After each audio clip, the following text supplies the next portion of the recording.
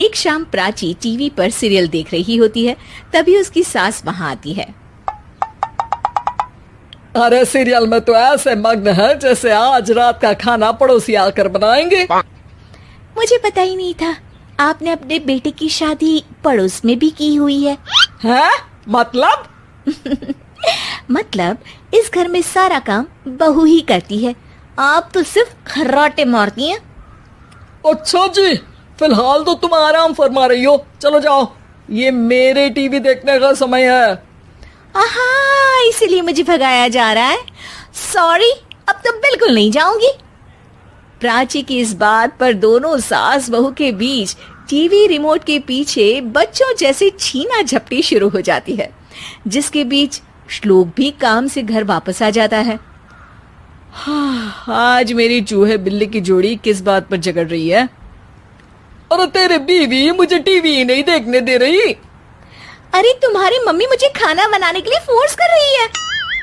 अरे वाह, ऐसे बेतुके रीजन पर तो बच्चे भी झगड़ा नहीं करते। अरे मुझे कुछ मत बोल, सब इसने ही शुरू किया है।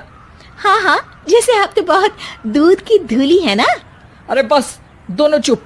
प्राची जाओ, खाने की तैयारी करो। और माँ तुम छोड़ो, तुम्हें क्या बोलूं, शांति से अपना सीरियल देखो, मुझे दोबारा लड़ने की आवाज सुनाई नहीं देनी चाहिए। ऐसा बोलकर श्लोक वहां से चला जाता है, जिसके पीछे पीछे प्राची भी कुछ न कुछ बड़बड़ाते हुए रसोई में चली जाती है। हाँ हाँ, सासू जी को तो कुछ बोलेंगे ही नहीं, बस मुझ पर ही हुक्म चलता है, खाना बनाओ, जैसे मैं इनके घर में खाना बनाने के लिए आई हूँ।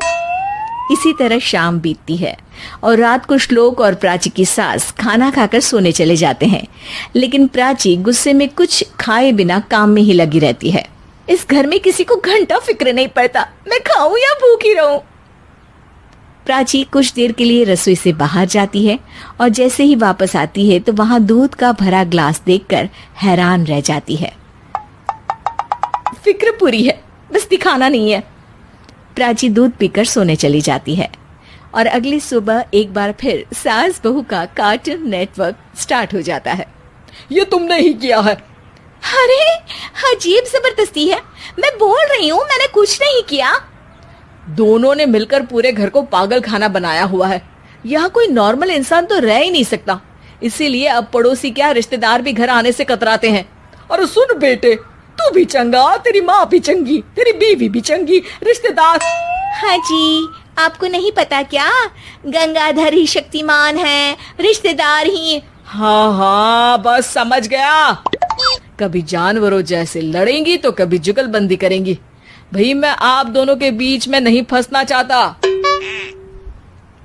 सास बहू की इस मनमौजी जोड़ी से परेशान होकर श्लोक अपना सिर खुजलाता वहां से चला जाता है। चलो अब मैं भी कीर्तन में जा रही हूँ। इस पर जैसे ही सास कमरे में अपना पर्स लेने जाती है तो वहां नाश्ते की प्लेट रखी देख मुस्कुराने लगती है और नाश्ता करके घर से बाहर निकलते हुए कुछ पैसे टेबल पर रख जाती है, जिसके कुछ देर बाद सिलेंडर वाला घर आता है। ओ मोरी मैया, मैं सिलेंडर के बारे में तो बिल्कुल भूल ही गई थी। घर खर्च के सारे पैसे भी मम्मी के पास है और श्लोक से बोला तो उल्टा 4 बात सुनाएंगे। प्राची ये सोच ही रही होती है कि अचानक उसका चेहरा चमक उठता है और वो घर में आकर इधर उधर देखने लगती है। तभी उसकी नजर टेबल पर रखे पैसों पर पड़ती है, जिन्हें वो सिलेंडर वाले को दे देती है। ये सब श्लोक देख लेता है। अच्छा बेटे, इतना बड़ा घोटाला, सबके सामने मैं तेरी दुश्मन और पीठ पीछे तेरी मेरी यारी। इस पर श्लोक एक प्लान बनाता है और शाम को सब एक साथ बैठे होने पर बोलने लगता है। माँ, तुम दोनों की बहुत लड़ाई होती है, इसलिए मैं सोच रहा हूँ कि प्राची को उसके घर छोड़ाऊं, इससे वो भी खुश रहेगी और तुम भी। अचानक श्लोक की ये बात सुनकर सास बहू शौक से उसकी तरफ देखती हैं। अरे ऐसे कैसे घर छोड़ाओगे, मुझे कहीं नहीं जाना। अरे तुमने बोला नहीं पर मैंने सुन लिया, तुम्हें मम्मी के साथ रहना अच्छा नहीं लगता, मुझे पता है। अरे वाह, अरे जब बहू खुद कुछ काम बोले तो वो तुझे सुनता नहीं, और अब जो इसने बोला ही नहीं वो तू समझ गया। जब उसे नहीं जाना तो फिर जबरदस्ती क्यों कर रहा है? अच्छा, फिर आपको मौसी के घर छोड़ाता हूँ, बस अब आप दोनों एक घर में एक छत के नीचे नहीं रह सकती।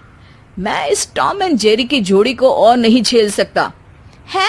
अब मुझे, अगर दोनों में इतना ही प्यार है फिर हर वक्त ये लड़ाई का नाटक क्यों करती हो? देखा मैंने कैसे माँ किचन में दूध रखती है और तुम उनके लिए कमरे में नाश्ता रखती हो, और कैसे वो पहले ही तुम्हारी दिक्कत समझकर घर में पैसे रखकर बाहर जाती है।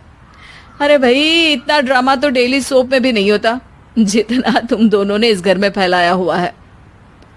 तू हमें टॉम एंड जेरी बोलता है ना, तो याद कर वो दोनों भी एक दूसरे को बाहर वालों की बुरी नजर से बचाने के लिए हमेशा सबके सामने लड़ते थे, लेकिन अकेले में दिक्कत के समय मदद भी तो करते थे।